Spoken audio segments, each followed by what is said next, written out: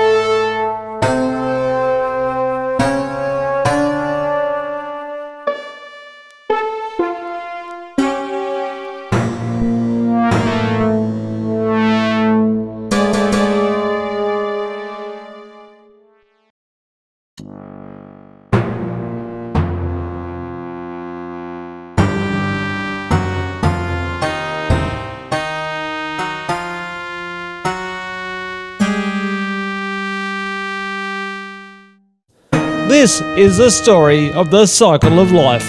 It begins from an egg in a hidden otter burrow down by the river. The egg cracks open, revealing a baby crocodile. It promptly eats the other eggs and goes to the supermarket to buy some life-sustaining milk. However, it has no money and is forced to work in a toothbrush factory. As the toothbrushes are used, they sustain wear and are eventually thrown away, where they end up in the ocean. The toothbrushes attract attention from a seahorse, a sea elephant and a sea cucumber, all animals that move to the sea to avoid media attention. What happens next is too graphic to show in this documentary, let alone discuss, so we cut to the ashamed sea elephant dragging itself onto the shore, ready to find a mate. Instead, it is chased out of town by angry clowns. They are like normal clowns, only angrier. The sea elephant is perplexed and frightened, releasing a pheromone that attracts crocodiles. The noise of the clowns wakes up a pantomime horse, the smartest horse in the horse family.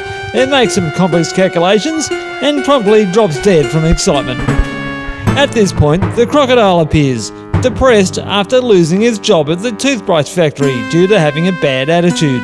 It now has some milk, purchased from its meagre earnings. It takes a swig, then smells the pheromones released from the frightened sea elephant.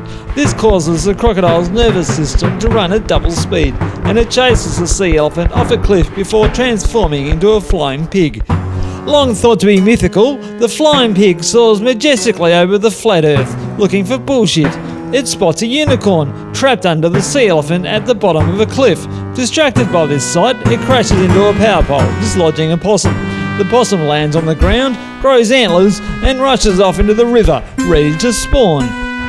Further upstream, we find the spawning grounds. Many possums converge, having swum for months, despite hippopotamuses, electric eels, and electric hippopotamuses. The possums fight over mates, territory, and football teams.